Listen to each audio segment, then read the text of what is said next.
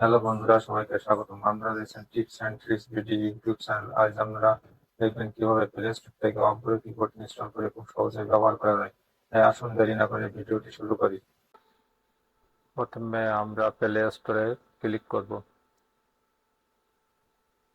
এরপর আমরা play store থেকে সার্চ অপশনে ক্লিক করব।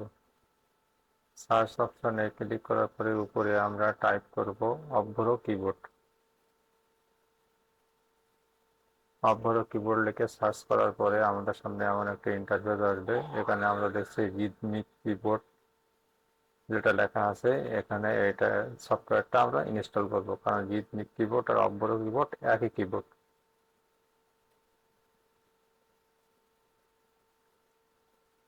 এখন এটি ইনস্টল হচ্ছে।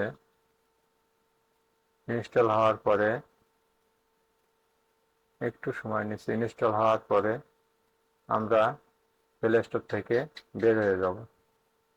ব্যাক স্পেস প্রেস করে প্লে স্টোর থেকে বের হয়ে যাব। যাওয়ার পরে আমাদের ফোনে রিদমিক কিবোর্ড আইকনটিতে ক্লিক করব।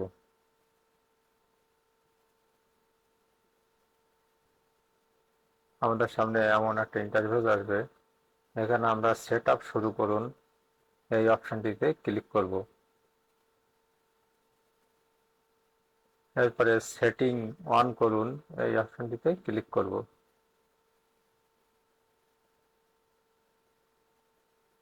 এরপর আমরা অব্বর কিবোর্ডটি অন করব, এমন অ্যালাউ অ্যাটেনশন এলে ওকে করে দিব।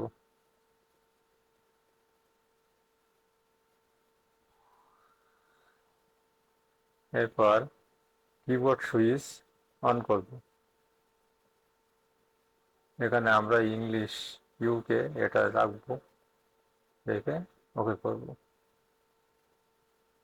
এখানে অব্বর ও প্রভাত জাতীয় তিনটাই সিলেক্ট করা যাবে না, যে কোনো দুইটি আমরা অব্বর ও প্রভাত থেকে রেখে দিচ্ছি ডিফল্ট হিসেবে।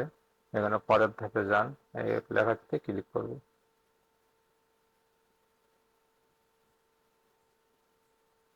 এবার সেটিং ঠিকঠাক করুন লেখাটিতে ক্লিক করব।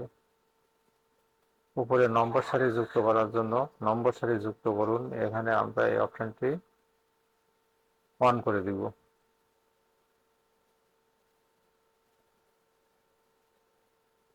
অন করার পরে আমরা পরের ধাপে যান, অপশনটিতে ক্লিক করব।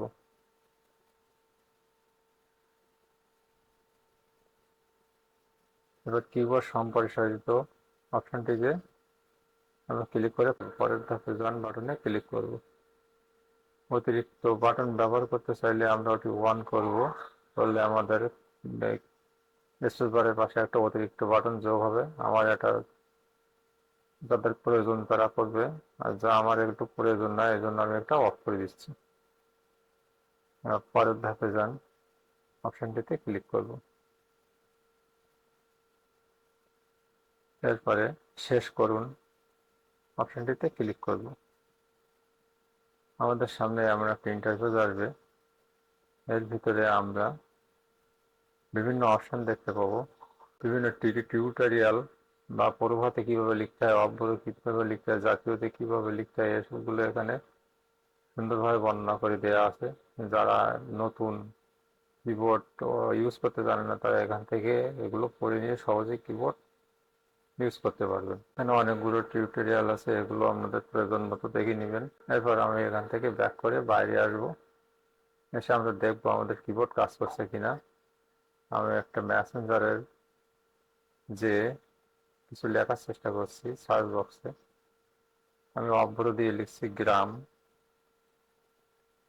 ইংরেজি টাইপ করছি, বাংলা হচ্ছে। কিবোর্ডের স্পেস বার স্লাইড করলে আমরা ইংলিশ, আর আবার সিলেক্ট করলে অব্বর, এবং পরে সিলেক্ট করলে আমরা জাতীয় অপশন চালু করতে পারবো। এভাবে আমরা যখন যে অপশন সেটা আমরা সহজেই ব্যবহার করতে পারবো।